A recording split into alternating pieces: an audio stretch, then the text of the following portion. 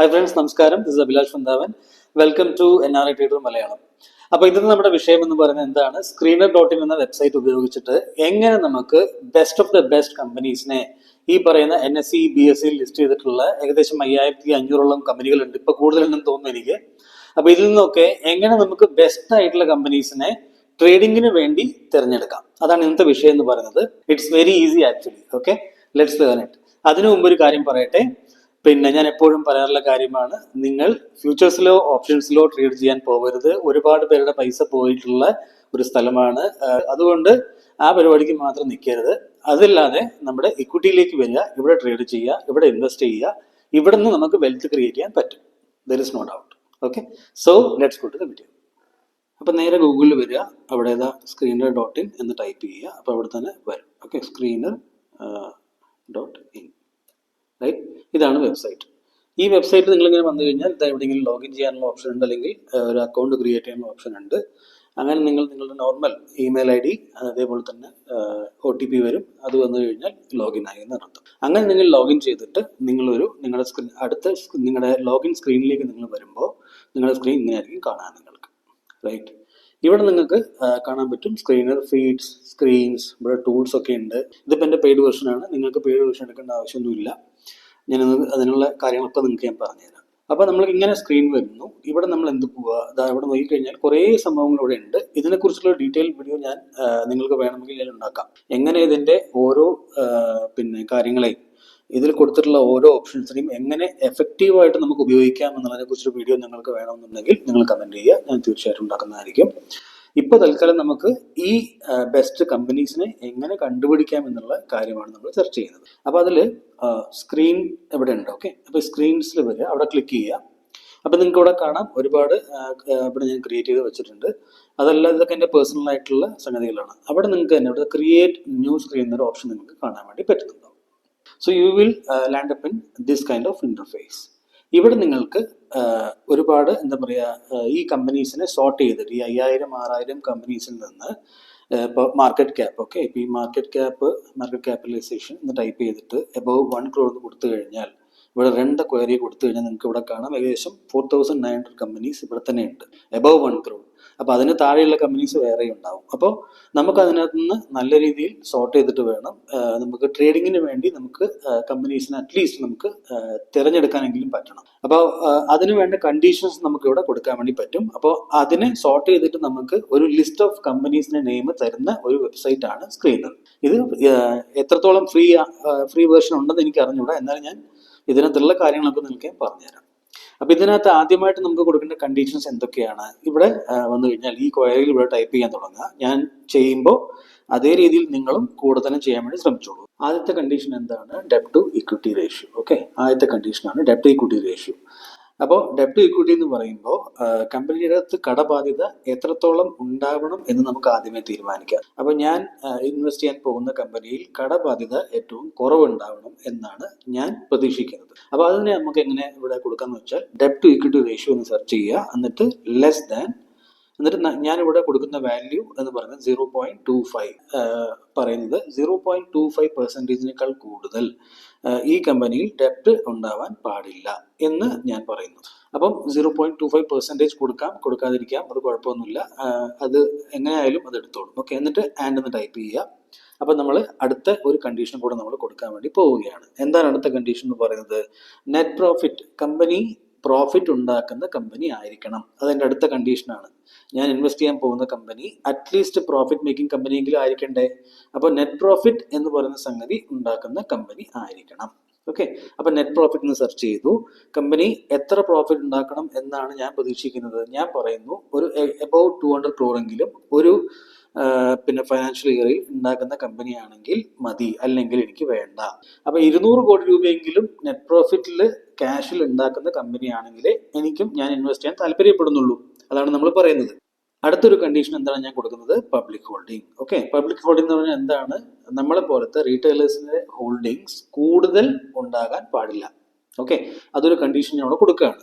അപ്പോൾ അതിന്റെ കാരണം എന്താണ്? ഇപ്പോൾ പ്രൊമോട്ടറിന്റെ അടുത്ത് ഏറ്റവും കൂടുതൽ ഉണ്ടാവുകയും FIIസിന്റെ അടുത്ത്, ഫോറിൻ ഇൻവെസ്റ്റേഴ്സിന്റെ അടുത്തും അതേപോലെ തന്നെ ഡൊമസ്റ്റിക് ഇൻവെസ്റ്റേഴ്സിന്റെ അടുത്തും കൂടുതൽ ഉണ്ടാവുകയും പബ്ലിക്കിനടുത്ത് കുറവ് പെർസെൻറ്റേജും ഉണ്ടെങ്കിൽ അറ്റ്ലീസ്റ്റ് ആ കമ്പനികൾ ഒരു സേഫ് ഹാൻഡിലാണെന്ന് നമുക്ക് പറയാൻ വേണ്ടി പറ്റും. ഓക്കെ, പക്ഷെ പബ്ലിക്കിന്റെ അടുത്താണ് ഏറ്റവും കൂടുതൽ ഉള്ളതെങ്കിലോ അതിനർത്ഥം എന്താണ്? ആ കമ്പനിയിൽ മാനേജ്മെന്റ് ഒന്നെങ്കിൽ ഇന്റഗ്രിറ്റിയിൽ എന്തെങ്കിലും ഇഷ്യൂസ് ഉണ്ടാവാം, അങ്ങനെ പല പല ഇഷ്യൂസ് അതിനകത്ത് ഉണ്ടാവും. അപ്പോഴാണ് വലിയ വലിയ ആൾക്കാരുടെ കയ്യിൽ നിന്ന് ഈ സ്റ്റോക്കുകളൊക്കെ ഇറങ്ങി നമ്മളെ പോലത്തെ ചെറിയ ആൾക്കാരുടെ കയ്യിലേക്ക് വരുന്നത് ന്യൂസുകൾ മുഖേന. അപ്പൊ പബ്ലിക് ഹോൾഡിംഗ് എനിവേ അത് ഒരുപാട് കൂടുതൽ ഉണ്ടാവരുത് എന്നെനിക്ക് നിർബന്ധമുണ്ട്. അപ്പൊ ഞാൻ എന്ത് ചെയ്യുന്നു, അവിടെ public holding should be less than 35%. കൊടുക്കാം, കൊടുക്കാതിരിക്കാം, എന്ത് വേണമെങ്കിലും ഓക്കെ ആണ്. എന്നിട്ട് നമ്മൾ ആൻഡ് എന്ന് ടൈപ്പ് ചെയ്തു. അപ്പൊ അടുത്ത ഒരു കണ്ടീഷനിലേക്ക് നമ്മൾ പോവാണ്. അടുത്ത എന്താണ് നമ്മൾ അറിയേണ്ടത്? റിട്ടേൺ എത്ര ഉണ്ടാക്കുന്നുണ്ട്, എത്ര റിട്ടേൺസ് ഉണ്ടാക്കുന്ന കമ്പനിയാണ് on investment, returns on capital employed. അപ്പൊ ഇവിടെ നോക്കിക്കഴിഞ്ഞാൽ നമ്മൾ റിട്ടേൺ ടൈപ്പ് ചെയ്തു, ഇവിടെ നോക്കൂ, താഴെ നമുക്ക് ഇവിടെ കിട്ടി. Okay, returns on capital employed, അത് ക്ലിക്ക് ചെയ്യുക. അത് എത്ര വേണം? അറ്റ്ലീസ്റ്റ് നമ്മൾ പ്രതീക്ഷിക്കുന്നത് ഒരു 20% കൂടുതൽ ഉണ്ടാവണം. അറ്റ്ലീസ്റ്റ് 20% എന്താ പറയുക, ROCE ഉള്ള കമ്പനി ആയിരിക്കണം നമ്മൾ ഇൻവെസ്റ്റ് ചെയ്യാൻ പോകുന്ന കമ്പനി. ഓക്കെ എന്ന് ഒരു കണ്ടീഷൻ കൂടെ നമ്മൾ കൊടുക്കുകയാണ് ഇവിടെ. പിന്നെ വേറൊരു സംഗതി എന്താ വേണ്ടത്? ഏറ്റവും പ്രധാനപ്പെട്ടത്, പ്രൊമോട്ടേഴ്സിൻ്റെ അടുത്ത് എന്താ പറയുക, പ്ലഡ്ജ് ആയിട്ടുള്ള സംഗതികളൊന്നും ഉണ്ടാവരുത്. അപ്പൊ promoter pledged percentage, okay, promoter pledged percentage. അപ്പൊ ഇതെന്താ, ഇതിനർത്ഥം എന്താണ്? ഇതിന്റെ മുതലാളി അദ്ദേഹം ഈ ഷെയർസിനെ പ്ലഡ്ജ് ചെയ്തിട്ട് വേറെ വല്ല പരിപാടിക്കും ഇൻവെസ്റ്റ് ചെയ്തിട്ടുണ്ടോ ഇല്ലയോ, ഓക്കെ, അത് നമുക്കറിയില്ല. അപ്പോൾ പ്ലഡ്ജ്ഡ് പെർസെൻറ്റേജ് ഏറ്റവും കുറവുണ്ടെങ്കിൽ അതാണ് ഏറ്റവും നല്ലത്. അപ്പൊ അതെന്താണ് നമ്മൾ വെക്കേണ്ടത്? Promoter pledged percentage should be എന്താ വെക്കേണ്ടത്? ലെസ് ദാൻ, അല്ലെ, ലെസ് ദാൻ, ഏറ്റവും കുറവാണ് വേണ്ടത്. നമുക്കിപ്പോൾ ലെസ് ദാൻ 10 എന്ന് കൊടുക്കാം. Okay, less than 10%. അപ്പോൾ ഇത്രയും മാത്രമേ ഉണ്ടാകാൻ പാടുള്ളൂ.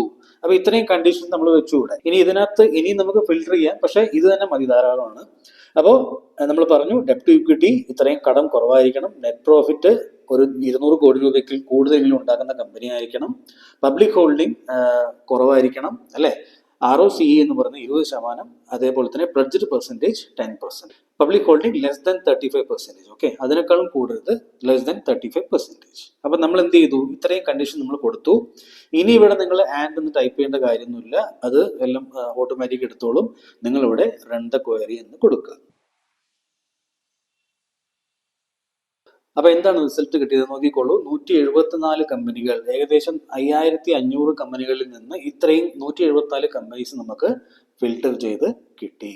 ഓക്കെ, അതിൽ തന്നെ നോക്കിക്കോളൂ, നെസ്ലെ, അതേപോലെ തന്നെ PNG ഹൈജീൻ, കോൾഗേറ്റ് തുടങ്ങിയിട്ട് ഇഷ്ടംപോലെ കമ്പനീസ് അതിനകത്ത് വന്നിട്ടുണ്ട്. കാസ്ട്രോൾ ഉണ്ട് അവിടെ, അങ്ങനെ ഒരുപാട് കമ്പനീസ് ഉണ്ട്. Okay, by the way, not a recommendation to buy or cell.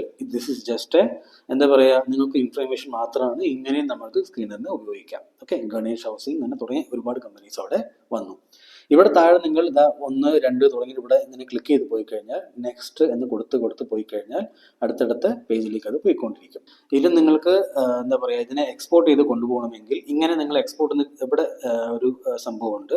ഇത് ക്ലിക്ക് ചെയ്യുമ്പോൾ പ്രശ്നം എന്താണെന്ന് വെച്ചാൽ ഇത് പേയ്മെന്റ് ചോദിക്കും. ഓക്കെ, അപ്പോൾ ഫ്രീ വെർഷനാണ് നിങ്ങൾ ഉപയോഗിക്കുന്നതെങ്കിൽ ഇതിനെ നിങ്ങൾക്ക് ഇവിടെ തന്നെ ഇങ്ങനെ തന്നെ കോപ്പി ചെയ്യാം. മൊത്തത്തിലേ കോപ്പി ചെയ്തിട്ട് നിങ്ങൾ എന്ത് ചെയ്യുക, പിന്നെ നേരെ നിങ്ങളുടെ എക്സൽ ഷീറ്റ് തുറന്നിട്ട് ഇവിടെ നിന്ന് ഇങ്ങനെ കോപ്പി കൊടുക്കുക. കോപ്പി കൊടുത്തിട്ട് എക്സൽ ഷീറ്റിലേക്ക് പേസ്റ്റ് ചെയ്യുക. അവിടെ പേസ്റ്റ് ചെയ്ത് കഴിഞ്ഞാൽ നിങ്ങൾക്ക് എന്താ പറയുക, ഇതേ സംഭവങ്ങളുടെ എക്സൽ ഷീറ്റിൽ ഈ കാണുന്ന എന്തൊക്കെയാണോ നിങ്ങൾക്ക് ഇവിടെ കാണുന്നത് അതൊക്കെ അവിടെയും കോപ്പി ആയിട്ട് വന്നോളും.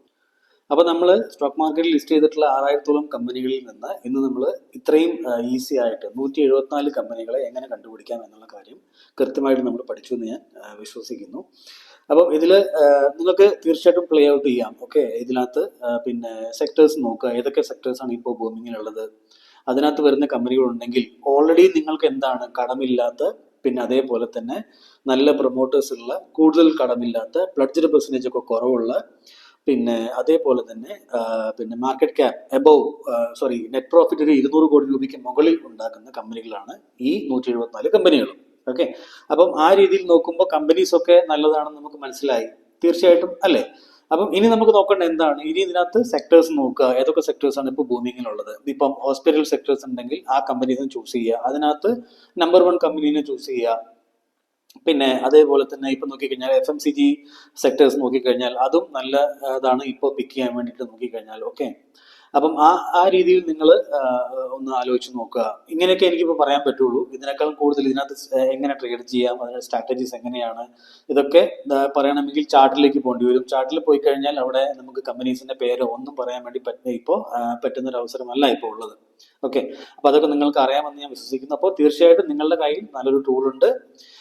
നിങ്ങൾക്ക് ഞാൻ താഴെ കൊടുത്തിരിക്കുന്ന ഈ നമ്പേഴ്സ് ഇതിൽ കുറച്ച് അങ്ങോട്ടും ഇങ്ങോട്ടൊക്കെ പ്ലേ ഔട്ട് ചെയ്ത് നോക്കുക. ഓക്കെ, അങ്ങനെയൊക്കെ ലേൺ ചെയ്യാൻ ശ്രമിക്കുക. റൈറ്റ്. ഓക്കെ, അപ്പോൾ അടുത്തൊരു വീഡിയോ ആയിട്ട് തീർച്ചയായിട്ടും കാണാം. ഈ വീഡിയോ ഇഷ്ടപ്പെട്ടിട്ടുണ്ടെങ്കിൽ ഒരാൾക്ക് ഈ വീഡിയോ ഷെയർ ചെയ്ത് കൊടുക്കാൻ മറക്കരുത്.